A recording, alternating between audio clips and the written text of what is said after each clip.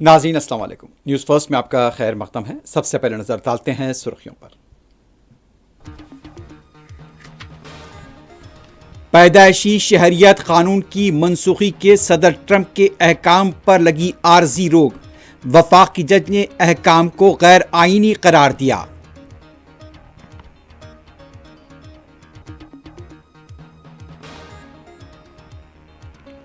बॉलीवुड अदाकार सैफ अली खान ने पुलिस में दर्ज कराया अपना बयान। बेटे की चीखों पुकार पर कमरे में दाखिल होने की वजाहत।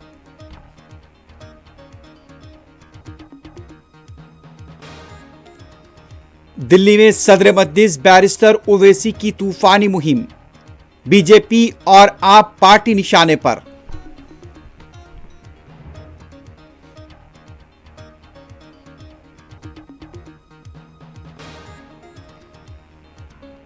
दिल्ली, कश्मीर, उत्तर प्रदेश, बिहार सर्दी और कोहर की लिपेट में।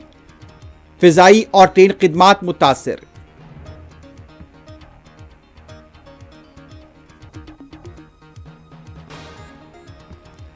आज हैदराबाद भी कोहर की चादर में लिपट गया। सुबह के औकात में हद नज़ारत मुतासिर।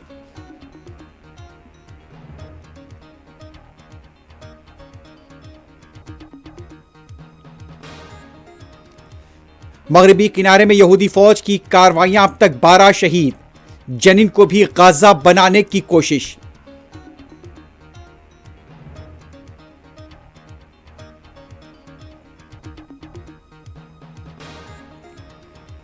कनाडा टैक्स से इस्तिस्ना चाहता है तो अमेरिका की 51वीं रियासत बन जाए। डोनाल्ड ट्रंप की पेशकश।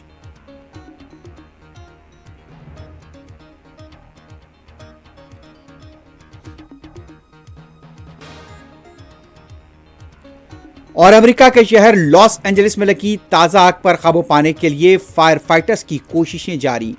10,000 एकड़ का रकबा मुतासिर।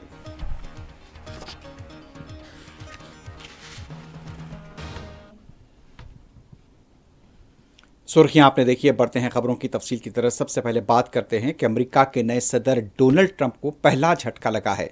वफाकी अदालत की एक जज ने डोनाल्ड ट्रंप की तरफ से यहां पर पैदाइशी कानून को लेकर उनका जो हुक्मनामा था उसे आर्जी तौर पर रोक लगा दी है। बताया जाता है कि डोनाल्ड ट्रंप के पैदाइशी शहरियत को तब्दील करने के हुक्म को आर्जी तौर पर रोक दिया गया है, जिसका इतलाक फरवरी में होना था। जज ने इस हुक्मनामे को सरही तौर पर गैर आईनी करार दिया। सदर का कहना था कि उस फैसले के खिलाफ अपील दायर करेंगे। वॉशिंगटन के अटार्नी जनरल के दायर मुकदमे में फेडरल जज जॉन गॉर्नर ने फैसला देते हुए इसे अमेरिकी आइन की खिलाफ वर्जी करार दिया और कहा कि किसी भी सदर को यह इख्तियार नहीं कि वो आइन के खिलाफ एग्जीक्यूटिव ऑर्डर जारी करे। बहैसियत सदर यहां पर तीसरे पूरे दिन ट्रंप ने John F Kennedy, Robert Kennedy और मार्टिन लूथर किंग जूनियर की मौत से मुताल्लिक फाइलों को मंजर-ए-आम पर लाने का हुक्म दिया है। इसके अलावा ट्रंप ने अस्कात हमल के खिलाफ काम करने वाले 23 कारकुनों को भी माफ कर दिया। बरतानवी खबरसां इदारे की खबर के मुताबिक सदर ओवल ऑफिस में इंतजामी अहकाम के मजीद एग्जीक्यूटिव ऑर्डर पर भी दस्तखत कर सकते हैं, लेकिन इससे पहले तो वो वहां पर डावोस पहुंचे हैं। लेकिन यह बताया जा रहा है कि सदर के नए अहकाम को लेकर भी बाज़गोशों की तरफ से एतराज हो रहा है। फिलहाल ये बात यहां पर आज़ी तौर पर सामने आई है कि जो शहरियत को लेकर यानी कि तारकीन वतन के जो बच्चे पैदा होते हैं उनकी अमरीकी शहरियत को मनसूख करने यानी कि जो नए बच्चे अब होंगे उन्हें शहरियत नहीं दी जाएगी, ये कानून वहां पर लाया जा रहा था, लेकिन अदालत ने इस पर आर्जी तौर पर अब रोक लगा दी है।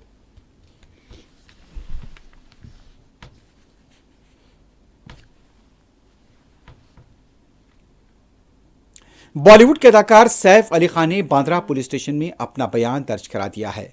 इस सिलसिले में सैफ अली खान ने पूरी तफसीलात उस रात की बताई जब उनके घर पर हमला हुआ था। 16 जनवरी को यह बताया जाता है कि सैफ अली खान की कमरगाह पर दरमियानी शब के अंदर जब उन्होंने बताया कि उनके बेटे के कमरे से, जो कि तैमूर नाम बताया गया है, आवाज़ें आ रही थी तो वो दौड़कर नीचे आए। उनके साथ उनकी अहलिया भी मौजूद थी और इस दौरान में वहाँ पर उन्होंने देखा कि उनके घर की खादिमा वहाँ पर खड़ी हुई है और वो भी चीखो पुकार कर रही है। इस दौरान में सैफ अली खान ने बचाव की कोशिश की। इस दौरान उन्हें जख्म आए थे।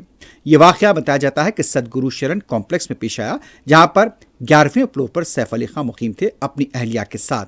इस दौरान में जब उनके बेटे की चीखो पुकार की आवाज़ आई तो वो नीचे उतर कर आए और वहाँ पर देखा कि उनके फर्जंद के पास कोई खड़ा है और उसके हाथ में चाकू था।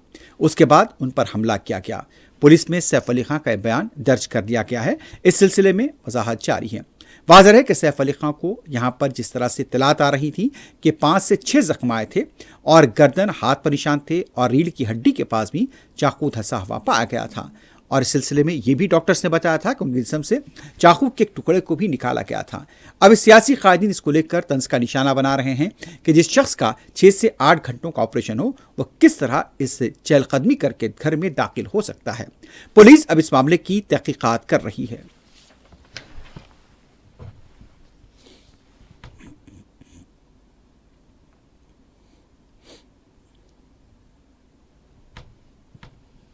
सदर मजलिस रुकन पार्लियामेंट हैदराबाद बैरिस्टर असदुद्दीन ओवैसी ने दिल्ली के असेंबली इंतखाबात के लिए ओखला की नशिस्त पर तूफानी मुहिम चलाई है। बताया जाता है कि बैरिस्टर ओवैसी ने सुबह में रोड शो किया और शाम में इंतखाबी जलसे से खिताब किया। अपने खिताब के दौरान बैरिस्टर असदुद्दीन ओवैसी ने कहा कि अरविंद केजरीवाल जेल से जमानत पर रिहा होकर इलेक्शन लड़ सकते हैं। सतेंद्र जैन को जमानत मिल जाती है, वो इलेक्शन लड़ सकते हैं। तो यहाँ पर जब मजलिस के उम्मीदवार अगर यहाँ इलेक्शन लड़ते हैं तो उसमें क्या बात है। इस तरह से कई सवाल बैरिस्टर असदुद्दीन ओवैसी ने किए। आप और बीजेपी दोनों को निशाना बनाया।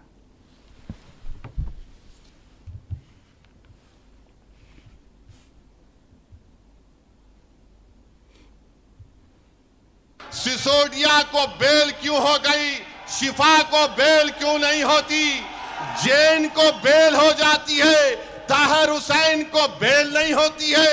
बताओ कौन किससे मिला हुआ है, ये आपको 5 तारीख के दिन तय करना है। मेरे अजीज दोस्तों और बुजुर्गों, मुख्यमंत्री जेल में था 6 महीने, छोटा रिचार्ज केजरीवाल 6 महीने शराब के केस में जेल में था और आज 6 महीने के बाद निकलकर मुख्यमंत्री बनकर जेल में था और शिफा जेल से इलेक्शन लड़ रहा है। हमारी बहन अवाम के दरमियान में आकर अपने मासूम बच्चे और अपने शौहर के लिए बेबसी का इजहार कर रही है। तो जनता को तय करना है। अगर केजरीवाल इलेक्शन लड़ सकता है और जीतने का दावा कर सकता है तो ओखला की आवाम में अगर हमीयत है, और अगर ओखला की आवाम में हमीयत है, मुझे यकीन है, अगर आप में हरारत है, अगर आपके दिलों में एक बेदारी है, तो आपको 5 तारीख के दिन एक इनकलाब रकम करना पड़ेगा। इस देश में अगर केजरीवाल को बेल हो सकती है और इलेक्शन लड़ सकता है 6 महीने के बाद, तो शिफा को हम जेल में बिठाकर इलेक्शन जिताएंगे। ये जमहूरियत की कामयाबी होगी। अगर नरेंद्र मोदी के पार्टी में ऐसे 90 MP हैं जिन पर क्रिमिनल केसेस हैं, तो मजलिस ने कोई गुनाह नहीं किया, कानून इजाजत देता है। हमने अपने उम्मीदवारों को मैदान में उतारा। जो लोग ये आम आदमी पार्टी के कह रहे हैं नहीं वोट कटेगा, अरे 94 से लेकर 2019 तक यहां से अल्पसंख्यक समाज का उम्मीदवार MLA बना। अब तुमको बीजेपी कैसे याद आ गई? तुमको ईडी पकड़ के लेके गई। तुम कौन सी चाय पीकर बेल हासिल करे, हमको बताओ। तुमको बेल कैसे मिल जाती है, शिफा को क्यों नहीं मिलती? तुम्हारे आका केजरीवाल को 6 महीने के बाद बेल मिल जाती है, शिफा को क्यों नहीं मिलती? सिसोदिया 16 महीने जेल में बेल मिल गई, जैन जेल में बेल मिल गई। बताओ कहीं तुम कुछ सेटिंग तो नहीं कर लिए? तुम मुझ पर इल्जाम लगाते हो और आज हम मजलिस उम्मीदवार या खड़ा करी तो नहीं बीजेपी जीत जाएगी। अरे ओखला की वोटर लिस्ट केजरीवाल तेरे मुंह पे फेंक कर कह रहा हूं, यहां से सिपाही जीतेगा इंशाअल्लाह ताला।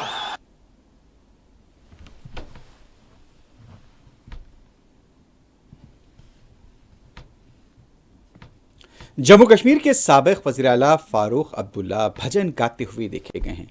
बताया गया कि वैष्णो देवी के मंदिर के करीब एक प्रोग्राम हुआ था। वहां पर फारूक अब्दुल्ला तूने मुझे बुलाया ये गीत गाया है।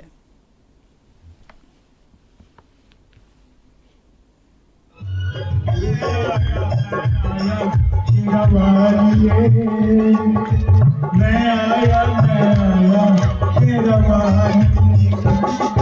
जोता वालिए पहाड़ा वालिए ओ जोता वालिए पहाड़ा वालिए ओ मंदिरा वालिए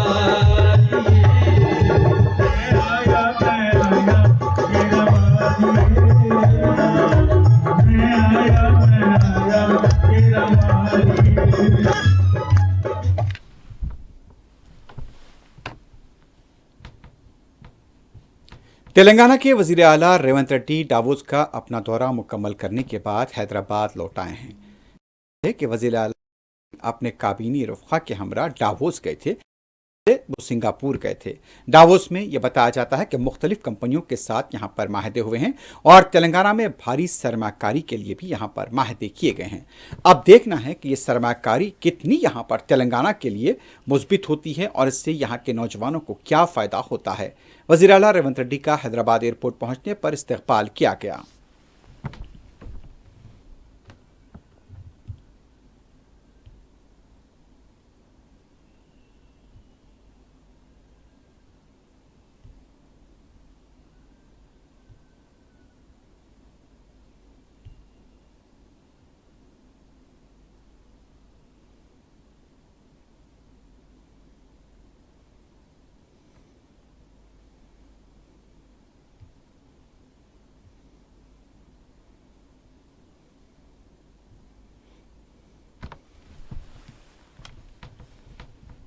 अब बात करते हैं मुल्क के मौसम की। दिल्ली में अब भी मौसम के अंदर बताया जाता है कि कड़ाके की सर्दी है और उसके साथ साथ गहरा कोहर भी देखा जा रहा है। खासतौर पर सुबह के औकात में दर्ज हरारत में गैर मामूली यहाँ पर कमी देखी गई है। अब दिल्ली का जो वेदर बताया गया है, दर्ज हरारत 11 डिग्री सेल्सियस के आसपास बताया जा रहा है और इस दौरान में यौम जमहूरिया की परेड की तैयारियां भी जारी हैं। यहाँ पर यौम जमहूरिया की परेड की रिहर्सल भी हो रही है। 26 जनवरी को होने वाली यौम जमहूरिया की परेड के लिए दिल्ली में गैर मामूली सिक्योरिटी के इंतजाम भी किए जा रहे हैं।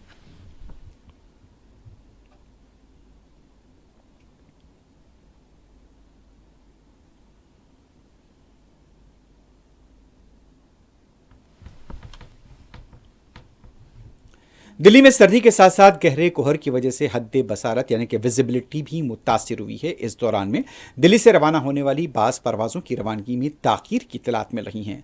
ट्रेन खिदमात के भी मुतासिर होने की इत्तला है। दिल्ली के इंदिरा गांधी इंटरनेशनल एयरपोर्ट पर मुसाफरीन को मुतफक्किर देखा गया।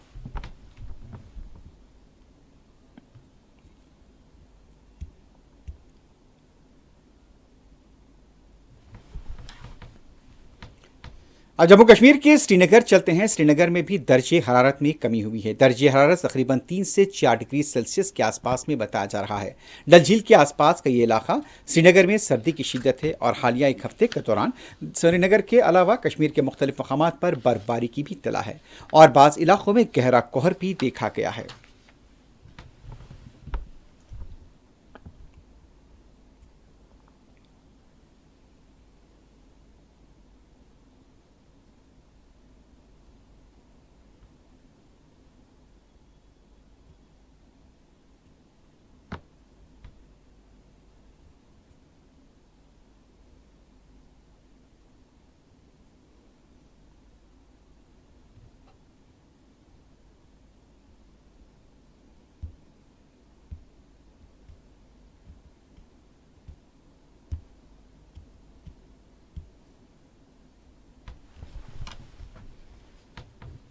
उत्तर प्रदेश और मध्य प्रदेश से भी खबर मिल रही है कि यहाँ पर भी गहरा कोहर है। सर्दी की शिद्दत में गैर मामूली इजाफा हुआ है।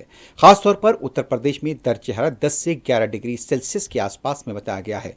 प्रयागराज के साथ साथ लखनऊ, कानपुर, अयोध्या, फैजाबाद और दूसरे शहरों से खबर मिल रही है कि सुबह के औकात में यहाँ पर गहरा कोहर देखा जा रहा है।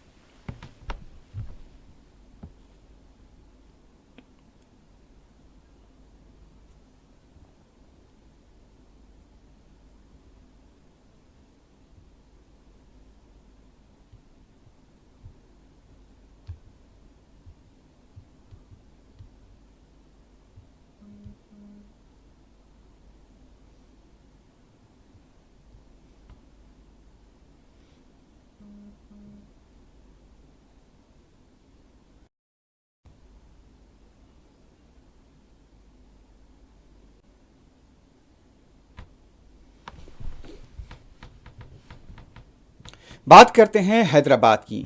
हैदराबाद में आज सुबह के अव्वलीन औकात में गहरा कोहर देखा गया है। न सिर्फ हैदराबाद बल्कि हैदराबाद के नवाही और मज़ाफ़ाती इलाकों से भी खबर मिल रही है कि यहाँ पर भी गहरा कोहर देखा गया।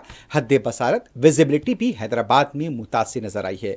हैदराबाद में गुज़िश्ता 3 दिनों से सर्दी की शिद्दत में इजाफा हुआ है और दर्जे हरारत बाज़ इलाकों में 10 से 11 डिग्री सेल्सियस के दरमियान बताया गया है। हैदराबाद की सड़कों और उसके नवाही इलाकों की सड़कों का ये मंजर है जहां पर कोहर देखा गया है। तकरीबन 6:30 बजे सुबह से लेकर 7:30 से 8 बजे के दरमियान भी कई मुकामात से कोहर की इत्तलात मिल रही हैं।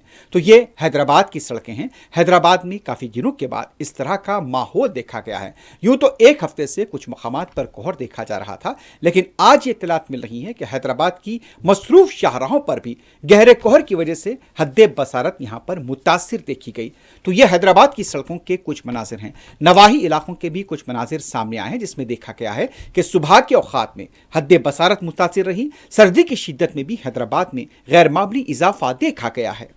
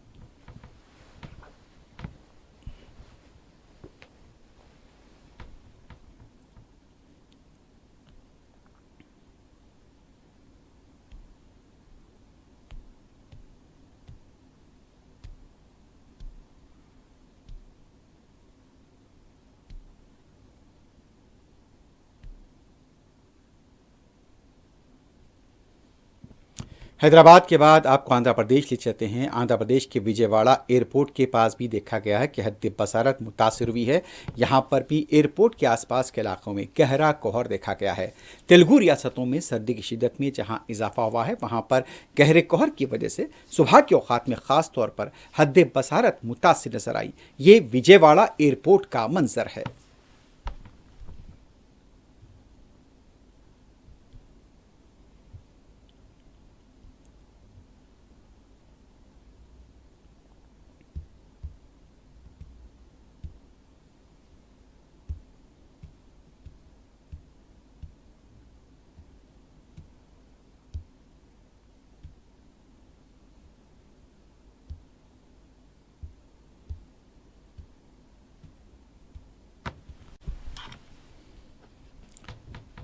पड़ोसी रियासत उड़ीसा पर भी नजर डालते हैं कि उड़ीसा में भी सर्दी की शिद्दत में गैर मामूली इजाफा है और वही सुबह के औकात में यहाँ पर भी गहरा कोहर देखा गया है।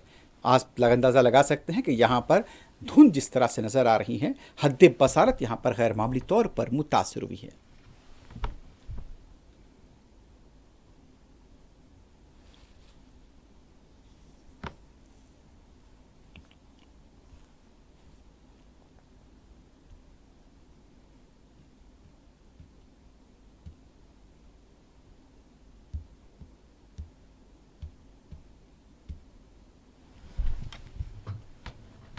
बिहार के बेतिया का एक मामला सामने आया है जिसमें बताया जाता है कि महकमे तालीम के एक ओहदेदार के घर पर विजिलेंस टीम का धावा हुआ है और बड़ी मिकदार में यहाँ पर रकम बरामद की गई है।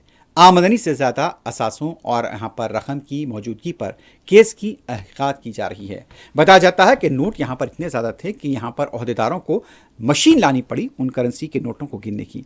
इतलात ये मिल रही हैं कि तकरीबन अब तक की जो इतलात है कि यहाँ पर 2.25 करोड़ से ज़्यादा की रकम यहाँ पर पाई गई है और अभी भी यहाँ पर नोटों की तलाश जारी है। ये इतलात मिल रही है कि यहाँ पर जो ओहदेदार का नाम यहाँ पर फिलहाल सामने आया है, रजनीकांत प्रवीण, इनके घर से करोड़ों रुपए यहाँ पर बरामद हुए हैं और ये बेटिया के अंदर डीओ की हैसियत से 3 साल से खिदमात अंजाम दे रहे थे और गैर महसूब उनकी आमदनी पे शुबा और शिकायत के तनाजुर में ये कार्रवाई की गई। जब घर पर धावा हुआ तो नोटों के बंडल यहाँ पर पाए गए। अभी इनकी गिनती जारी है। अब इस बात को लेकर सवाल उठने लगे हैं कि जब यहाँ पर रजनीकांत, प्रवीण जैसे लोग यहाँ पर इस कदर आमदनी यहाँ पर उनके पास है, तो महकमे तालीम का क्या हाल होगा।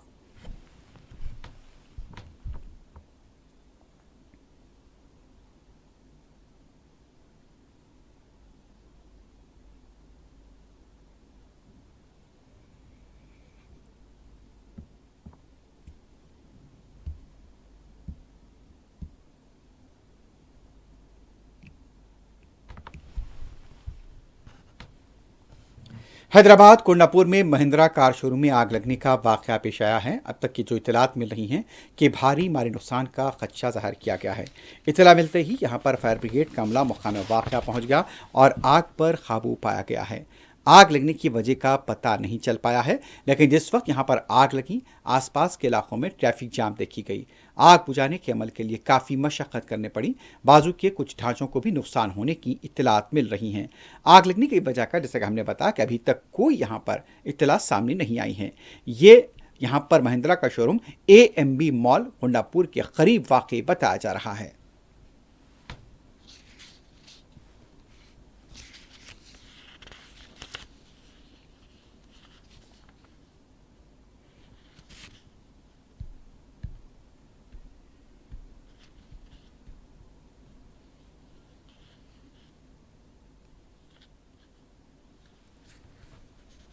अब बढ़ते हैं मलखामी खबरों की तरफ। सबसे पहले बात करते हैं मगरबी किनारे की। मगरबी किनारे के जनीन को यहाँ पर गाजा बनाने की कोशिश की जा रही है।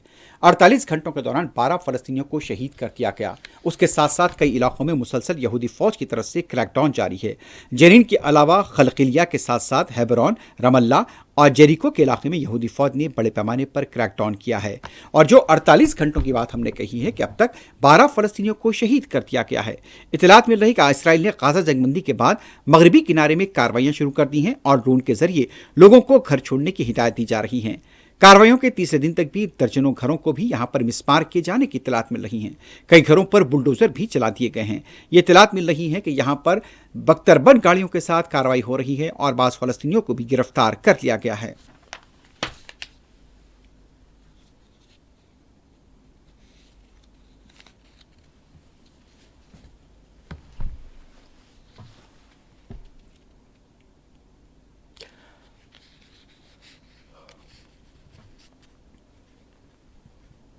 दूसरी तरफ जनीन रेफ्यूजी कैंप के पास महूब के इलाके में बताया गया है कि रिहायशी इमारत को डिफ्यूज कर दिया गया है। यहाँ पर इस तरह से इतलात मिल रही हैं कि धमाके से उड़ा दिया गया है। पहले ये इतलात मिल रही थी कि यहाँ पर बड़ी तादाद में ID नस्ब कर दिए गए हैं, उसे डिफ्यूज करने की कोशिश की इत्तला मिली थी, लेकिन बाद में इत्तला मिली है कि यहूदी फौज की तरफ से इसे धमाके से उड़ा दिया गया है। अभी तक इसमें जानी नुकसानात को लेकर कोई इत्तला नहीं मिली है।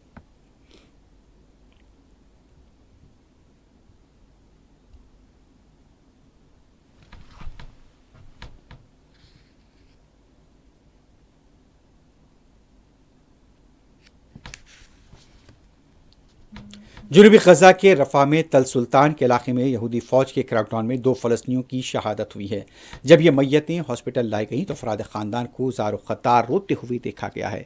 बताया जाता है कि फ़लस्तीनी मज़ाहमती तंजीम हमास और इसराइल के दरमियान तवील लड़ाई के बाद जंगबंदी का माहदा हुआ था, जो गुज़िश्ता इतवार से नाफिजुल अमल है। लेकिन इसके बावजूद भी यहाँ पर रफा के इलाके में यहूदी फौज ने हमला किया है और 2 फ़लस्तीनियों को शहीद कर दिया गया।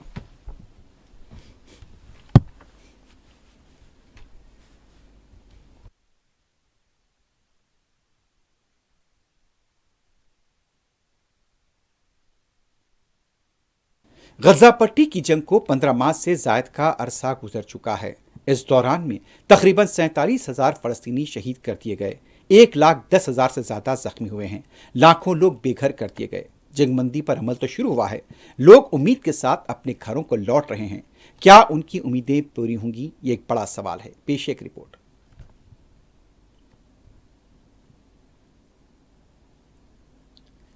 7 अक्टूबर 2023 हमास की तरफ से जो कार्रवाई की गई, उसके जवाब में गजा पट्टी पर जो हमले शुरू किए गए, उन हमलों के बाद गजा के कई इलाकों को तबाह ताराज कर दिया गया। बताया जाता है कि तकरीबन 70% से ज़्यादा मकानात तबाह कर दिए गए, 60% से ज़्यादा तालीमी इदारे तबाह कर दिए गए, 50% से ज़्यादा हॉस्पिटल तबाह कर दिए गए। इसके साथ साथ बलदी इंफ्रास्ट्रक्चर को तबाह कर दिया गया। अगर गजा के मकानात पर नजर डाली जाए तो हर तरफ तबाही नजर आएगी और ये लोग जो शेल्टर होम्स में मुकीम थे अब एक उम्मीद के साथ अपने मकानात को वापस लौट रहे हैं। और जब उन्होंने अपने घरों का मलबा देखा तो उनकी आंखों से आंसू रवा हो गए। ये वो तबाही है जो ऐसा लगता है कि जलजले के बाद की तबाही हो, लेकिन ये जलजला नहीं था बल्कि यहूदी फौज की जारियत थी जिसने पूरे गाजा को यहाँ पर खंडरों में तब्दील कर दिया। अब यह बताया जाता है कि यहाँ पर इस खंडरों की फिर से तामीर के लिए सालों लग सकते हैं। और कौन बनाएगा इन खंडरों को? आप अंदाजा लगाइए कि हर तरफ यहाँ पर मलबा देखा जा रहा है। गजा का एक एक इलाका, शुमाली गाजा, जनूबी गाजा की बात करें, हर तरफ यहाँ पर मलबा ही मलबा है। लोग यहाँ पर आ तो रहे हैं जंगबंदी के बाद, लेकिन अपने घरों के सामने खड़े होकर मलबे को देख रहे हैं। ऐसा लगता है कि यहाँ पर वो किसी पुरानी और कदीम इमारतों की तबाही का मंजर देख रहे हों, लेकिन ऐसा नहीं है। ये एक साल में की गई तबाही है और इसके लिए यहूदी फौज और उसके हलीफ जिम्मेदार थे। एक उम्मीद के साथ आज फलस्तीनी यहाँ पर वापस लौट कर आ रहे हैं। कुछ लोग उसी मलबे को फिर से संवारने की कोशिश कर रहे हैं कि कम से कम वहाँ पर रहने का एक आशियाना बन जाए। एक उम्मीदें हैं, कई तवक्कुआत हैं, लेकिन फिर खौफ भी है कि अगर वो यहाँ पर आशियाना बनाएंगे तो कहीं फिर से उसे तबाह न कर दिया जाए। अंदाज़ा लगाइए कि हर तरफ यहाँ पर मलबे के ढेर हैं। जहाँ भी जाए अगर आप मट्ठी उठा कर देखें तो उसमें से बारूद की बू आएगी। कई ऐसी लाशें हैं जो अभी भी हो सकता है कि इन मलबे के नीचे दबी हुई हों। लोग कोशिश तो कर रहे हैं कि मलबे की तलाश की जाए। गुज़िश्ता 4 दिनों के दौरान अब तक 220 लाशें निकाली जा चुकी हैं। अभी भी मलबे की तलाश जारी है। तो ये वो मंजर है जो लोग आप देख सकते हैं कि एक एक मलबे की ईंट को उठाकर देखते हैं कि यहाँ पर कुछ ना कुछ हमारी याद मिल जाए या हमारे घर की कोई चीज़ मिल जाए। तो ये वो हालात हैं गजा के। दुआ कीजिए कि गजा के अवाम की मुश्किलें आसान हो और फिर से उनके मकान और उनके आशियाने बन जाएं।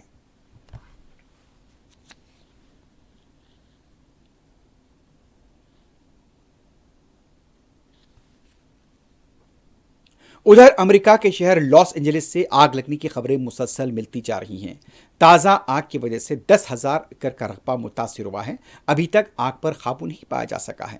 मुसलसल फायर फाइटर्स की तरफ से फिजा के जरिए और ज़मीनी तौर पर कोशिशें की जा रही हैं कि आग पर काबू पाया जाए। ये इतलात मिल रही हैं कि तकरीबन 10,000 एकड़ का रकबा मुतासिर हुआ है। कैस्टियक लेक बताया जाता है कि यहाँ पर शुमाली लॉस एंजलिस का इलाका है बुरी तरह से मुतासिर हुआ है, लेकिन अभी तक जानी नुकसानात को लेकर कोई इत्तला नहीं मिली है। 50,000 अफराद को ये इलाका छोड़ने की हिदायत जारी कर दी गई है।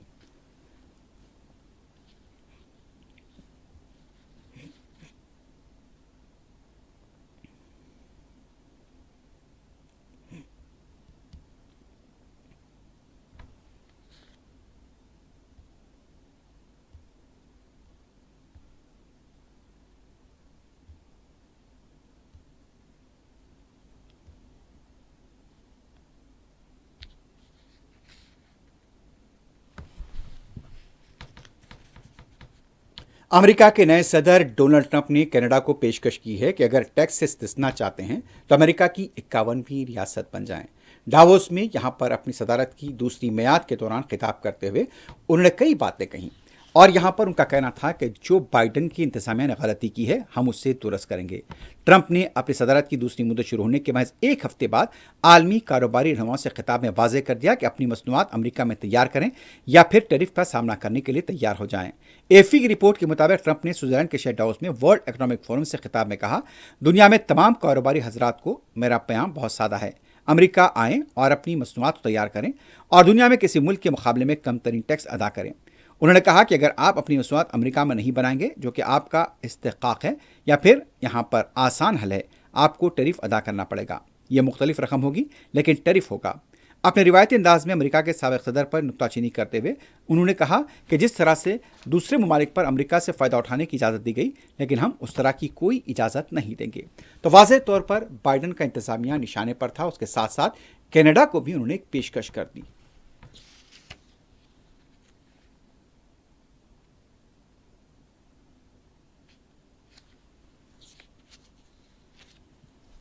रूस के रियाजान के इलाके में ऑयल रिफाइनरी में आग लगने का वाकया पेश आया है। समझा जा रहा है कि यहां पर ड्रोन हमले के बाद यहां पर इसमें आग लग गई थी।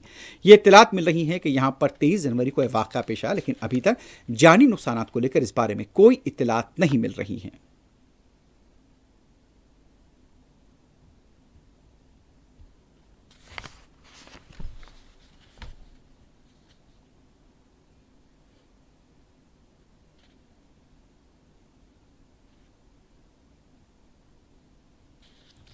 सऊदी अरब के वलीअहद और वज़ीर आज़म शहजादा मोहम्मद बिन सलमान की तरफ से अमेरिका के नए सदर डोनाल्ड ट्रंप से फ़ोन पर बातचीत की गई है।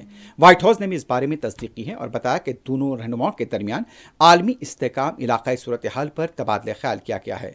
इस बातचीत के दौरान ये भी इत्तलात मिल रही है कि गाज़ा में जंगबंदी और उसके साथ साथ सऊदी अरब और अमेरिका के ताल्लुकात में बेहतरी और मज़ीद इस्तेहकाम के सिलसिले में बातचीत हुई है।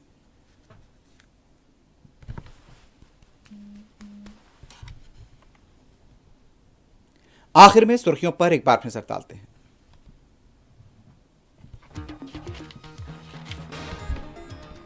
पैदाइशी शहरियत कानून की मनसूखी के सदर ट्रंप के अहकाम पर लगी आर्जी रोक। वफाकी जज ने अहकाम को गैर आईनी करार दिया।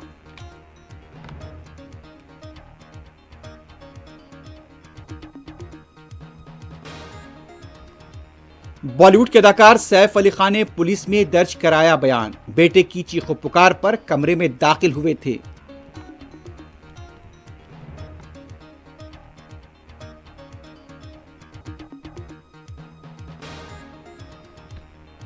दिल्ली में सदर मजलिस बैरिस्टर ओवैसी की तूफानी इंतखाबी मुहिम, बीजेपी और आप पार्टी निशाने पर।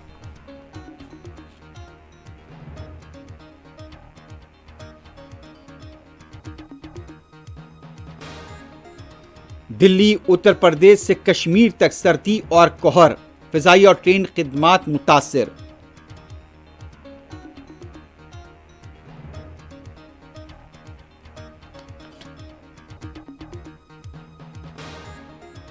आज सुबह हैदराबाद भी कोहर की चादर में लिपेट गया। सुबह हद्दे बसारत मुतासिर।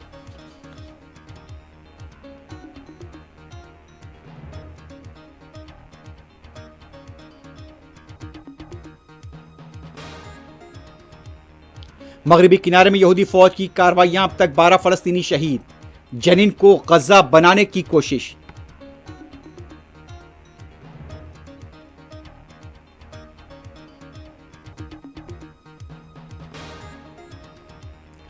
कनाडा टैक्स से इस्तिस्ना चाहता है तो अमेरिका की एक कानूनी रियासत बन जाए, ट्रंप की पेशकश।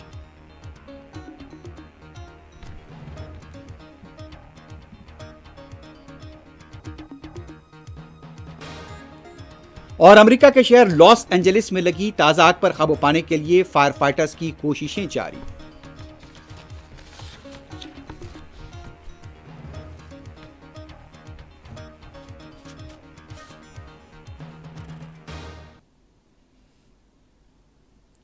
इसी के साथ ही न्यूज़ फर्स्ट अख्ताम को पहुंचती है। अल्लाह हाफ़िज़।